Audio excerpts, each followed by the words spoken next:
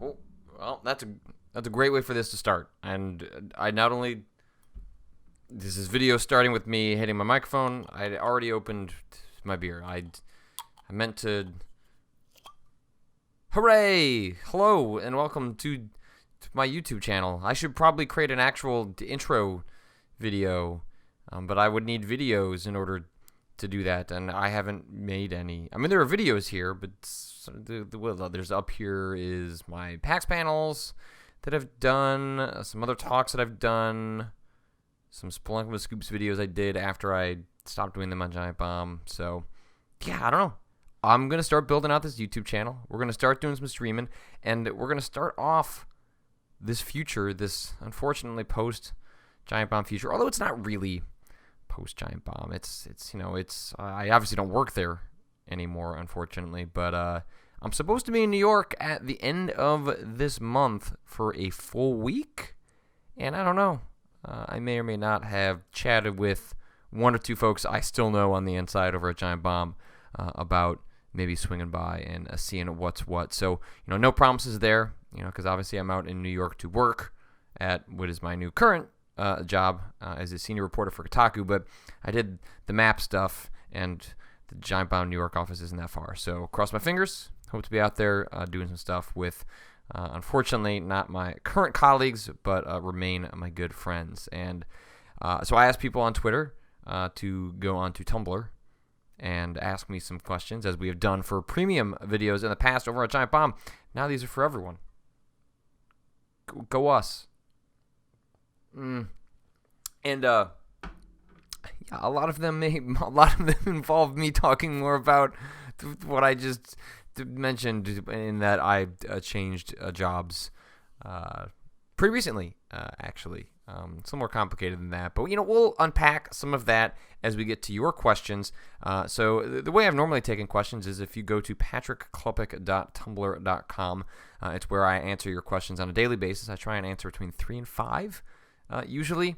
The submission box has been pretty good lately, so I've kept anonymous questions open, and I always open up anonymous questions when we get around to doing these Q&A sessions. But if you want to send me questions or leave questions in the comments, that's totally something we can do as well. And I'll be in the comments, answering things that maybe don't come up in the video. But rather than continuing to ramble on, I'm going to go ahead and start answering some of your questions. I picked way too many. I don't know how many we're going to get to, but, it's 10:45 on Monday. I wasn't going to drink a beer, but I said, what am I going to do? Drink water at 10:45? Or I could drink a Schlitz, which, let's just be honest, is mostly water anyway, but I still like it. And it makes me really excited, or maybe not excited, but I really enjoy when I do video streams or videos or whatever, and then people get really uppity, or defensive, or aggressive. All those words could apply in different scenarios about my beer choices, or just beer choices. It's a very personal decision. I choose to sometimes treat myself crappy/great with a wonderful bottle of Schlitz. Schlitz, if you would like to sponsor this show, please get in touch. I'd be more than happy to oblige. So let's get right to it. I guess we'll just jump right in to talking about my job. So Bionic Iguana asks, you've been critical / made jokes at the expense of Kotaku before. Did you join the staff because you think things have changed from a couple of years ago, or because you think you can help create a change for the better? I think I'm critical of when I was at Giant Bomb, I was pretty critical of ourselves. I was critical of my work. I was critical of how we handled topics. I tried to be open about that. We all tried to be open about that. The idea that we were infallible human beings is pretty crazy, and not something that I would subscribe to. I think that's what leads to not having change, or not leads to self-progress. And that extends not only to my personal life, but to my career and the people I work with and the publications that I choose to write for and extend my voice to. And so the idea that I have criticized Kotaku in the past somehow means I wouldn't be interested in working for them is also false. Obviously it's a different business model. That I would admit that when I've looked at websites like Kotaku, which I guess you would sort of categorize as they're like kind of a 24/7 news network. There's an emphasis on getting a lot of content up on the site a lot of the time. It's a vastly different approach to Giant Bomb, in which we put up a very little amount of content, but that content is focused, hyper-personalized, and not only reflects what's going on in the industry, but what we feel is interesting to highlight in the industry. I guess I need to stop saying we. Or I don't know. I was a part of that for almost 4 years, so I guess I'm still allowed to say that for a little while yet. But yeah, like I think Kotaku has had some stumbles in the past. I think they have become a profoundly better site under the fellowship of Stephen Totilo. Not to say that Brian Crescente didn't do some interesting things on that website, or kind of get it to where it could be in a position to be passed off to Stephen Totilo. But a lot of what Stephen has done in the last couple of years is really put a focus on quality, trying to hire a bunch of really diverse, eclectic, interesting writers that have really great voices. Obviously it's not personality focused in the same way that Giant Bomb was, but I think if you take the time to read folks like Patricia Hernandez and Kirk Hamilton and Jason Schreier, who is sort of my fellow reporting news cohort now over at Kotaku, I think to suggest that they don't have a quality stable of writers, I think says more about people's disagreement with how the information is presented at Kotaku, which is to say there's a lot of it, and that it's easy to miss things and things get buried. I don't think that is an unfair criticism of that website and my current employer, but I think, honestly, that may have to do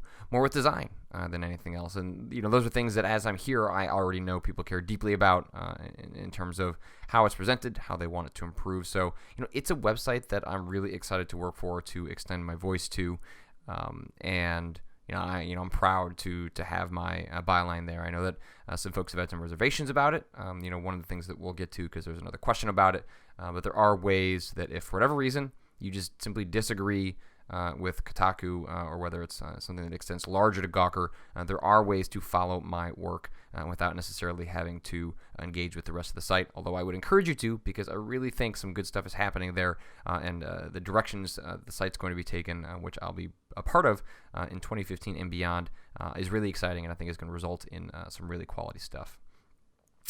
Anonymous asks, Demon Souls when? Okay, so part of this YouTube channel is that I'm not going to stop streaming.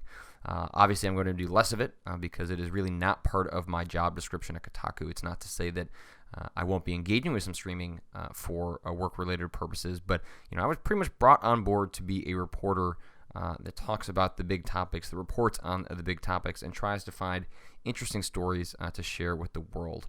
Not only the people like yourself that already follow me, but the more broader, capital W, world. So given that's going to take up sort of my work time, I still want to play games, interact with the community, play horror games, and one of the other things I want to do is play Demon Souls before Bloodborne comes out. So what I want to do is come up with a schedule. So I need to sit down with my wife, figure out what the next couple of weeks are like. And I'd like to be able to say, look, on Saturday at 11 a.m., we're going to sit down, we're going to play Demon Souls. We're going to do that for 2 hours. And maybe that's what we do through January and February, so that by the time March rolls around, we've plowed through Demon Souls and I'm ready for Bloodborne, but also giving myself a break because I don't exactly want to run right into Bloodborne. But I do want to check that out. So stay tuned. If people have other things they'd like me to check out, make sure and let me know. This is games that I want to play, but games that you want to watch me play. It's a give and take, as it was at Giant Bomb, and as it will be at this YouTube channel. So if you're watching this here, you already know it's youtube.com/PatrickKlubik. But if you also want to subscribe to twitch.tv/PatrickKlubik, it's kind of easy to see where I've got these things bookmarked and set up. There'll be streams there. I got a couple things I want to get in motion for the horror stuff, but you can rest assured I will be streaming horror games in the future on this channel and on Twitch.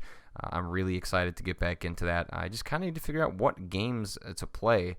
Unfortunately, the horror well has run a little bit dry right now, so I need to kind of dig in and see what would be interesting to play. I know I want to pick up with Five Nights at Freddy's, but hey, I can only be scared by that red fox so many goddamn times. So stay tuned. Demon Souls, I will promise, is going to happen in the next week or so. It's something I need to get on the ball with, not only because people are interested and asking, but because if I'm going to play that on a streaming schedule over the course of a month or so, I need to get going on that before Bloodborne actually comes out. Well, that's crazy to say because that game's out at the end of the March, and the idea that I'm worried about a game coming out at the end of March and we just got into January and I started a new job that's too much. Make sure this. I can't see the back of this video camera. Oh god, look at that. Causing problems. I just want to make sure it's recording. Yeah, we're recording. Look at that. Expert. That's what you do when you record and you're downstairs. You have to pick up the camera and double check that's recording. I guess I could have just skipped ahead. That's what people do when they edit videos, like when they're answering questions or doing explainers. They chop themselves up and get rid of all the awkward stuff. You guys get all of it. I'm not going to chop out that awkward stuff. All awkward all the time here on Patrick Klubik's channel. That's not a great... Patrick Klubik's channel is not a great name. I'd probably need to work on that. Anonymous asks, good question. Nope. Good day, Patrick. Question. With your increasing level of activity in the social justice warrior class, what are some of the notable things you've learned about being an ally? Also, in what ways do you feel you need to improve? I understand if you don't want to address this publicly in fear of idiots jumping down your throat, but I, too, consider myself an ally and am genuinely interested in your views. Follow up, do social justice warriors get sweet plate armor and weapons? No. Hopefully it's in the mail. If you'd like to send me some sweet plate armor and weapons, I would happily accept them at 1917 North Elston Avenue, Chicago, Illinois. That's where the New Cards Against Humanity office is that I'm working out of in the afternoons. I work from home and kind of get caught up on the news cycle, eat lunch, and then head into the office because oftentimes in the afternoon, that's when I'm spending most of my time writing. But in regards to your question, it's something I talked about a little bit in my farewell post on Giant Bomb was realizing, I didn't consider myself an ally, when I started thinking about the fact that I truly wanted to help represent, understand, the viewpoints of those who are different than me, those who have had different experiences than me, and realizing that my experience is one that is very common. It does not discount my own experience. It is certainly mine, and it is very real, but it is also one that is, like I said, very common. And I feel like that came about at a point in my life when I became very comfortable. I was happy. I had this amazing woman in my life who was about to become my wife. I had this incredible job. There was really nothing to complain about. And I think when you get to a place in your life, it's... I know people hate the word privilege, but you get to a certain level of privilege and you're kind of like... I felt like I just started looking around and realizing there's a lot more going on here. And once I started to realize there was a lot more going on here, I realized I wasn't doing enough. I didn't understand enough. I wasn't listening enough. And I found that transition accelerated the more I used Twitter. Specifically because what happens is that you become sort of absorbed in your own little circle of life, right? And you hear those voices, and that reinforces your own views or the views of others that you hear. And we tend to circle ourselves with people we agree with already, which makes sense because who doesn't want to be around people that they like and agree with? Like that makes a ton of sense. But it also means that you become part of insular communities that don't challenge your views necessarily or challenge them in profound ways. And I found services like Twitter and Tumblr were excellent in allowing me to go outside of that. So these might not be people I would run into when I go out to the bar. It wouldn't be people that I'm chatting with on GChat or AIM. But I can still get some insight into their lives. I can be linked to thoughtful essays about life experiences that I have not had, that I have not even heard of, that I could not understand until I actually started listening. And what Twitter and Tumblr allowed me to do was to listen. And when I listened, I started to understand. And when I started to understand, I started to wanting to tell other people about it. And when I wanted to tell other people about it, I started to look at what are the ways I could do that. And one of the ways I did that was through Giant Bomb. And that's going to be the case with all things I do forward, whether it's YouTube, Twitch, Twitter, Tumblr, Kotaku. The platforms that I have access to, it doesn't mean that I want to go out of my way to talk about those topics necessarily. Obviously, they're important to me, but it's more that when given a megaphone, you have to use it responsibly. And I think sometimes using that responsibly is challenging your audience. It's presenting them with viewpoints they've never heard of, with viewpoints that I'd never heard of, and it's something I want to just tell them about it.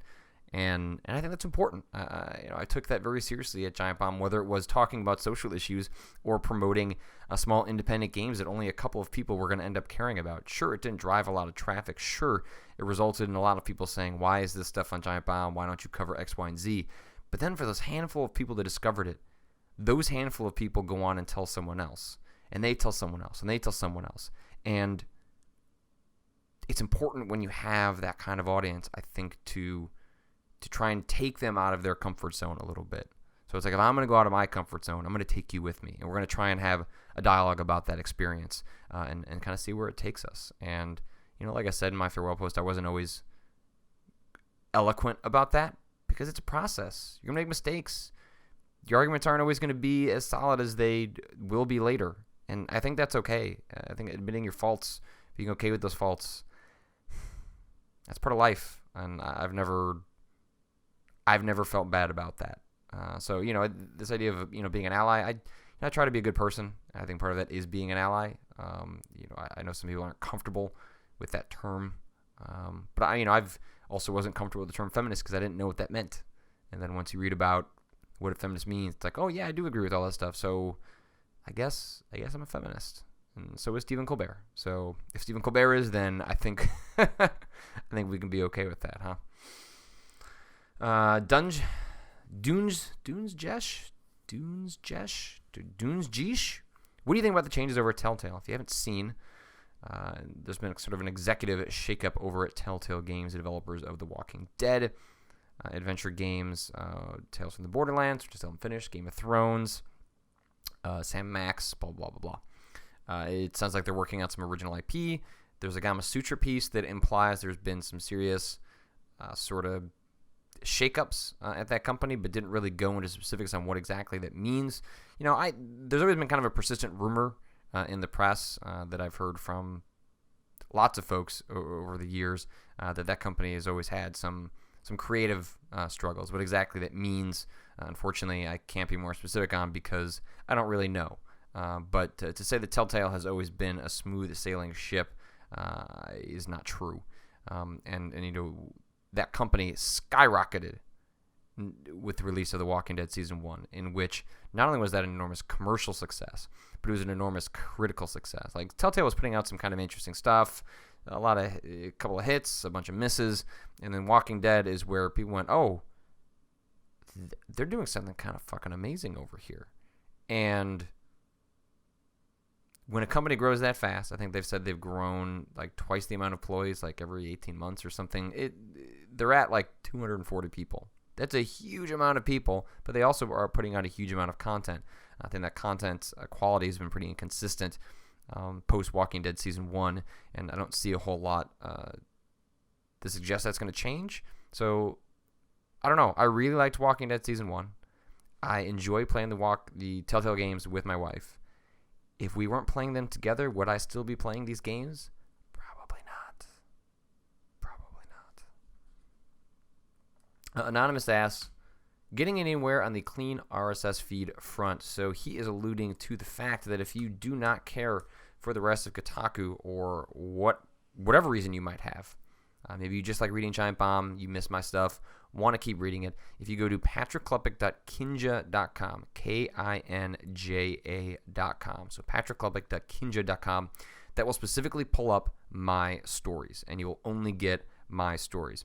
The unfortunate part is that if you pull that into an RSS reader, I guess it feeds you stuff, but RSS readers, if you pull it into there, it also loads up all the comments that I make on Kotaku as well. So it's not super clean, and that's what he's asking about, is whether there's a clean RSS feed. Unfortunately, I try to do sort of a workaround, which is that if I make a special tag, because we categorize things at Kotaku, based on tags, so you can search and kind of find, comparative stories relative to a topic you're interested in. So I try to do that, make like a PK tag, so that people could just have a clean RSS feed with that tag. Unfortunately, you do not appear to be able to subscribe to tags as a separate RSS feed. So authors you can do, Kotaku generally you can do, but unfortunately if you want to look at my stuff, you will have to subscribe and either deal with the comments that come in through the RSS feed, or just bookmark patrickkolbeck.kinja.com, or pay attention to Twitter, because I will obviously be tweeting out all the major stories I do through my Twitter account. You know, the kind of smaller, goofier stuff that I do to sort of fill slots at Kotaku. That stuff I won't be tweeting out. Like, you know, earlier today I did a small little paragraph post about a new Friday the 13th game, or that someone made a stage made out of Reggie Fils-Aimé's face, and that's not something I'm going to put on my Twitter feed. You know, that's something I think the audience at Kotaku is going to find interesting. It'll bring a smile to their face, but it's not something that I necessarily feel the need to share on Twitter. But it will show up in that kinja.com address if you wanted to follow that. So unfortunately, can't give you exactly what you want there. If people have any suggestions or ideas on how I could somehow accomplish that for you in a different way, I'd be happy to explore those options, but that's kind of all I have to tell you right now. Mike123Gen, do you believe the 3D platforming genre can make a resurgence via independent games? I recently played one that was very disappointing, was trying too hard to replicate Jak and Daxter. On the publisher side, I'm going to miss. It seems Sly Cooper's on hiatus, and I don't know about Ratchet & Clank. Also, while Mario still makes it seem relevant today, I don't consider it as often as I would with the classic PlayStation games. Hope this isn't too confusing. P.S. Congrats on Kotaku. Cheers. Thank you very much. As for the genre kind of making a resurgence through independent games, 3D platformers are much more difficult to make. I think that's explained why 2D platformers have been extremely popular in the independent community. I don't mean to say that 2D platformers are easy to make. I want to make that distinction pretty clear. But if you're talking about in terms of scope and relative ambition, especially on the technology side, you're going to have much better luck pulling off a 3D or a 2D platformer than a 3D platformer. So even though things are getting better, I still don't expect that to radically change in the future. And, you know, you seem to be kind of talking a little bit more about the mascot platformer. I think there are lots of games these days that involve platforming that aren't necessarily quote-unquote platformers. But, you know, Sly Cooper, Jak and Daxter, Ratchet and Clank, those are games that are sort of these character or mascot platformers that we saw like heavily throughout the PS1 and PS2 era, especially kicked off by Crash Bandicoot in the PS1 era. And we just don't see those as much anymore unless we're talking about like the main staples, you know, like the Mario and things like that. So we're going to see another Mario game. I think Miyamoto already said he's got an idea for one for the hardware that comes after the Wii U, and it makes sense they would try and hold that till they figured out where that hardware is going in the future. Makes me a little sad, though, because I loved Super Mario 3D World so goddamn much. If he means a new Mario, does that mean he can't make like a Super Mario 3D World 2? He probably wouldn't, or they probably wouldn't, but I would certainly take another one of those games. Or, God, why didn't they put out DLC for that? Anonymous asks, this guy's going to cut right to the heart of the matter. I really want to know why you left Giant Bomb. I want it to be for money or because you have a much larger audience at Kotaku. Mostly because if it isn't, it seemed like it would have to be because something bad went down between you and the other duders, and that would suck. I'm also curious why you announced it the way you did. I know you said it's boring and such, but the guess I can guess is you didn't want to overshadow Game of the Year stuff. ? I mean, I don't know how many times I can say it, that there was nothing... There's no terrible moment that led to me leaving Giant Bomb. I consider it extremely flattering that people look at Giant Bomb as a family, and for me to leave is somehow a betrayal of that trust that we had put into that family we had kind of made over there, and continues to exist over at Giant Bomb. And I consider it an honor to have been a part of it. You know, it was there before I got there. It's going to be there now that I've left. But it wasn't any one thing. It wasn't any incident or event or anything like that. It's just as we get older, our priorities change, and what we want out of life changes, and what we want out of our career changes, and opportunities come up, and it's a whole bunch of factors that are incredibly personal and not salacious and not particularly exciting and don't make for good answers here. There's the idea that I'm not on excellent terms with everyone over there is completely untrue. Like I just said, I'm going to travel to New York and probably record some stuff with them in the very near future. So I look forward to doing that as much as I can in the months and the years to come. And I think Giant Bomb's going to have a wonderful life in which I now get to be a fan of the content on that site, which I was before I joined there. So I'm kind of just becoming what I was before I was an employee. In regards to how it was sort of laid out, so how it was sort of announced, I think you're right. Or not I think you're right. I know you're right in that one of the reasons that it wasn't announced earlier was because if, let's say during that second week of December when I finally finished wrapping up the Game of the Year stuff with the shooting and the recording in San Francisco, if something was announced I was leaving, the idea that would overshadow this like wonderful stuff we had spent time putting together, the hours that so many people had put in, not only just me yapping into a microphone, but what Vinny and Jason and Drew had done editing all those amazing videos that they helped everyone shoot and put together. Like the idea that because I made a career choice, that would overshadow all of that and would dominate the conversations, that would have sucked. That would have trampled on a lot of the hard work that they did. And so, we could have sort of made a group collective decision to hold off on releasing that information, even though we knew it was already happening until the end of the month. And so then in a kind of overcrowded in the final Game of the Year podcast, but oh, come on. Who didn't think it was going to be Shadow of Mordor anyway? And so, that it's a bummer that it kind of dominated a bit of that on the final day of Game of the Year. But, it was going to cause some conversation one way or the other. We just tried to handle it in a way that it made the most sense. And I got to give credit to, Kotaku and Giant Bomb. When I realized I was going to be switching things up, I asked to stay on at Giant Bomb much longer than I probably would have otherwise, because I wanted to stay for that Game of the Year stuff. I'd gotten so close to it. I'd planned out a bunch. I'd shot some stuff. And the idea that I could come out to San Francisco, spend a full week plus with some of my best friends in the world, talk about games in the way that I love so much, and use that as a way of saying goodbye to something that has meant so much to me, that just seemed like such a beautiful way to move on with my life. And, it's a beautiful thing for everyone involved. I'm excited to see who they hire. I'm excited to see what happens in the future at Giant Bomb. And, like I said, I'm excited to be a fan, and I don't think that is such a bad thing.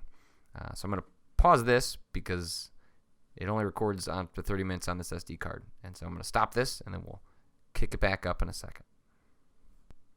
All right, we're back. We didn't even really leave for that long, but I'm technically back, so yay. So let's jump through the last bits of the questions here before we bring this first Q&A to a close. There are a lot of questions people asking about Giant Bomb on Kotaku, and I'm happy to engage with those and to explain how I feel about it. So feel free to keep asking the tough questions, and I'll try and answer them to the best of my ability. I definitely appreciate that people take such a deep interest in my work. I know people have very specific questions about my motivations and things that I've done. So happy to take them on, happy to talk about them with you. So feel free to keep shooting them my way. Super Lex Viz, speaking of, asked, what would you say is your role as a writer/journalist on Kotaku? What stories would you like to bring to the site? I was hired very specifically to tackle telling stories as a reporter, which means, I had a story that went up on the site last week in which I spoke with a college student that made $6,000 off of a tech millionaire from the .com bubble era in which he made $6,000 playing this puzzle game. Slowly over time, because this guy was terrible at this puzzle game, and the college student realized he was terrible and just slowly started making more and more money off of him over the course of 5 weeks until it added up to $6,000, and then he felt guilty about it, so he said, this is what you're doing wrong, and then the guy got pretty good at the puzzle game again, and then it was no more fun for the kid because he wasn't making any money. So it's stuff like that. I'm looking into a couple other stories that I don't want to sort of jinx quite yet because I don't know when they're going to come together, when they're going to go up on the site. Hopefully, fingers crossed, when this video goes up, that I'll be preparing to publish another story on the site, another big one that I'm pretty proud of. And I've got a bunch of other ones that are in the fire. So stories about people, about game culture. That's what I was hired to do. And that's what I hope to bring to the site in the weeks, months, and hopefully years ahead. And then, I want to keep doing criticism as well. I want to write about games. I've got this story in my head about, when is it okay to cheat when you play a video game? That's come up as I've played the Talos Principle. So I'd like to get some time to write about that. But, I was hired to be a news guy. And so that's what a lot of my time is going to be spent doing. And I'm hopefully going to try and find time to balance that with my other interests, against sort of, what I'm supposed to do. Anonymous asks, what do you think about the teasing and rumors about Rare? Do you think they can get back to the glory days and become a top-tier studio again? Do you like their classic games and IPs? I have fond memories of Battletoads on the SNES, specifically laying out the issue of Nintendo Power, in which anyone that's played Battletoads remembers the stage in which you were on like that hover jet thing, and you're scrolling from screen to screen, and you're jumping over or dodging all of these obstacles, and it's hard as hell, and you die every time, and you end up never beating the game because that section is crazy hard. I remember Nintendo Power ended up publishing like one of those pull-out sections in which it showed what every single one of those screens were. And so I'd sit there with the controller, and then my brother or a friend would shout out up, jump, or whatever the other actions were that you could do in the game as a way of trying to get past that section. I'm pretty sure we eventually did, but I don't think I ever saw the ending for Battletoads, and to be honest, that section on the hover bike may as well have been the final boss. So not seeing the credits, it doesn't bother me too much.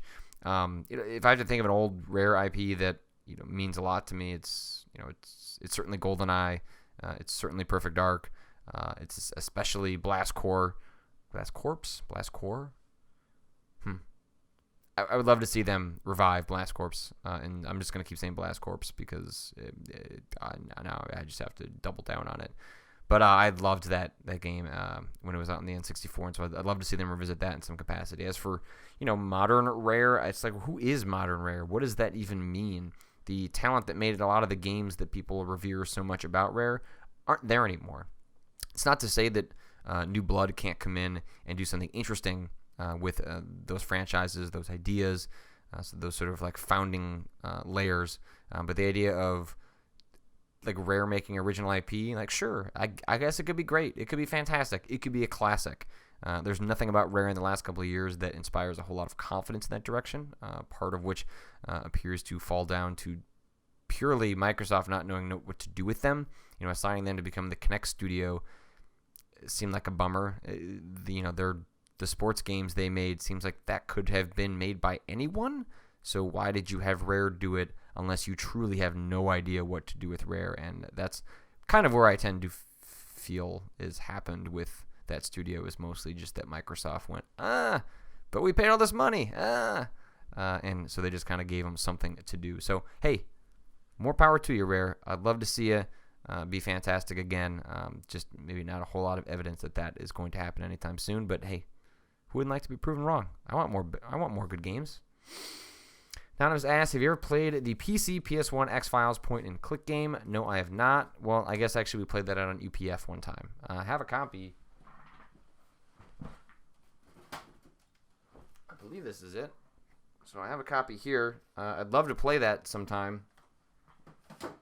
Maybe on a stream, but unfortunately when I tried to play it on UPF, it did not work properly, which was like a compatibility issue with that copy of Windows. So I don't know. I could look into seeing if that's something that would actually work, because I would certainly love to play through an X-Files game. And I've heard that the PS2 X-Files game, it's like a third-person shooter adventure game, is pretty good. I don't know if that's still true, but I've heard that through the grapevine. Anonymous asks, you have a little dog. Is your dog afraid of Kinect when you use it? Mine sees me moving and sees the TV showing me moving, and she sits there crying. I don't know what this was. This is now a Trojan horse. Fuck Dave Lang. Okay, sure, yeah. Yep. You nailed it, Anonymous question asker. Anonymous has been playing Wolfenstein and Shadow of Mordor, enjoying the former much more. Wolfenstein is a great game. And finding myself not really having a good time with the over-the-top violence like I used to. Shadow of Mordor just seems super gratuitous with its brutality to the point where it doesn't feel cool or interesting. It's rather dumb, to be honest. Ever go through this with certain games? I will say that I totally see your point on Shadow of Mordor. I think it's a fantastic game for all sorts of reasons, especially the way we laid it out in the Game of the Year podcast. But yeah, like there were plenty of times where the way you kill the orcs seems just gratuitous in a way that doesn't add anything to the game. Like I didn't need the sword to go through the orc's head in that ultra violent sort of fashion. Like all the things I liked about Shadow of Mordor had nothing to do with the violence. They could have toned the violence down to a PG.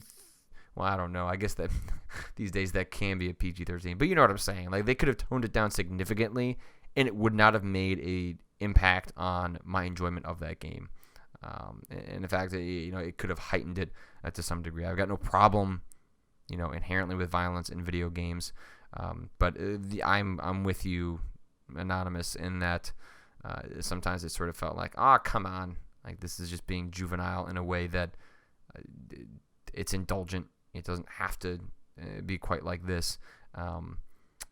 But then the game's so much damn fun to play, so I just ended up ignoring it. But I'm with you. I definitely think that that's something they could have scaled back on, and it would not have impacted the game one iota. Dot Patrick, great name. Dot Patrick. Curious if you have a new perspective on Deadly Premonition now that you've been watching Twin Peaks. So I have been watching Twin Peaks. I know I've told people I would write something about it. I'm going to try and get that out. Hopefully, when you're watching this, hopefully I'm finding some time to write some thoughts down about it, because I want to write about Season 1 before I start Season 2, because so many people have told me about how Season 2 is this weird dip in quality, but then it gets better at the end, and blah, blah, blah, blah, blah, blah. And so having loved Season 1 as much as I did, I kind of want to talk about that, both in the context of how I feel about Twin Peaks, but in the broader context of visiting something that has such an intense fan base behind it that has hyped up Twin Peaks to just immortal status in terms of cult television, and yet I was still able to find it profoundly enjoyable. But getting over that hump was not easy. Getting past expectations was not easy. Setting aside what people told me I was supposed to like about Twin Peaks and what I actually liked about Twin Peaks and where those two met was not easy. And so I do want to write about that at some point. But in regards to its relationship with Deadly Premonition, it certainly makes me appreciate it or see the highly symbolic influences between the two in a light that I sort of got a little bit because it was so heavy-handed the first time around, but I certainly didn't pick up on all of the references while I was playing that game. So, the idea that I would play Deadly Premonition a second time, that seems highly unlikely, but I don't know that I would be against watching some videos just to sort of get a sense, or maybe play the first couple hours of Deadly Premonition to see how much it really does crib from that. So maybe that's something we can do another time, because there is that PC version. But yes, I'm enjoying Twin Peaks. I enjoyed Deadly Premonition, and I'm going to somehow convince Swery to do a commentary track for the pilot for Twin Peaks. He didn't respond to my request on Twitter. I know he follows me, so I know he saw it. But he's off on vacation getting drunk, so I guess he's got better things to do than listen to my stupid ideas. Last question. Need Your Disease said, Dear Patrick, have you ever considered dabbling in game design yourself? I've followed your work since joining Giant Bomb, and you seem to have a strong interest in people who make games and have expressed opinions on how games you've played can be improved. I'm taking up game development and find that shaping concepts and solving problems for games is extremely satisfying. Just curious. Best of luck, Kotaku. Thank you, sir. I find way less time to drink these beers when we do these Q&As than when I'm playing horror games and I'm just trying to calm myself. Yeah, I've talked for years now about the idea of dabbling into game design.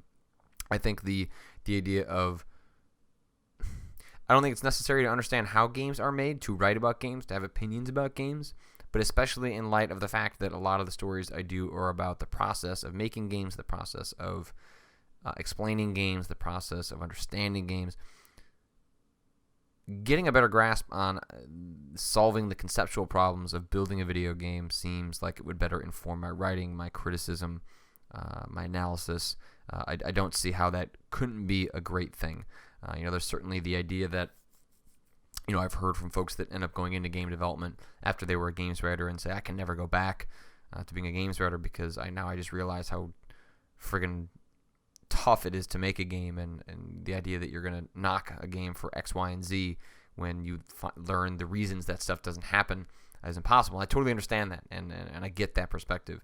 But as someone that doesn't have any interest in going into game development anytime soon or in the future, because I just don't see how I would fit into that world, making my own game, I think, even if it's not making a game, but just sort of like going through like Unity tutorials and like building a simple platformer, I learned a lot from making a tiny little basic Twine game on a flight to PAX one time, and I would certainly like to try my hand at something like that again, even if it is just another Twine game that I've kind of thought about how I've wanted to write maybe some short stories, some short horror stories. Like I kind of keep ideas for some stuff that I think might be interesting.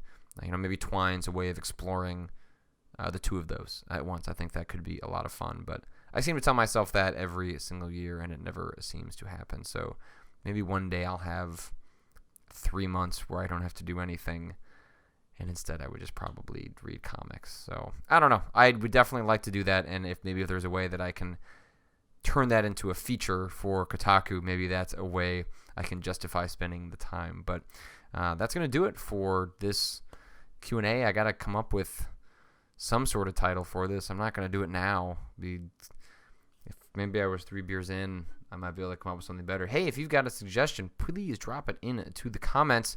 I'm always open to suggestions from the audience. You guys have come up with some great names for stuff in the past that I have adopted happily. Yeah, you know what? Let's just say this.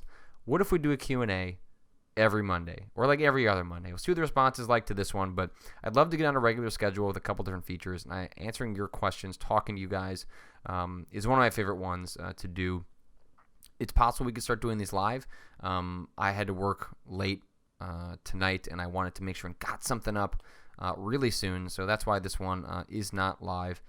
It also would look way worse live because I'd have to use a webcam as opposed to this fancy camera where I then sync in the audio. But if doing it live is something you guys would be interested in, I would be happy to indulge in the future. So let's just say, let's shoot for Mondays in which we do a Q&A. So if you want to start sending those questions over, if you want them answered in a video format, something a little bit lengthier like this, make sure and mark it as such when you submit the questions to patrickklebick.tumblr.com, or if you submit them through any of the various venues you can get in touch with me. Just make sure and let me know that you want to set it aside for this.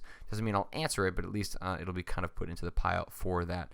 Otherwise, look forward to details about Demon Souls and what have you in the very near future. I've appreciated all of your support as I've made this kind of painful transition. Not painful because I wasn't excited about it, but painful because when you leave something you love behind, it makes you feel kind of good that it hurts. It means that it meant something. It means that my last 3, almost 4 years was spent doing something really gratifying, satisfying, and worthwhile. And that's all you can really ask for. And a huge part of that was because of the support of people like yourself, who dug my work, who shared my work, who critiqued my work, who corrected my typos. And I look forward to that and much more in the future here and in other places where I'll be writing, talking, and playing. So I appreciate your time, and talk to you guys soon.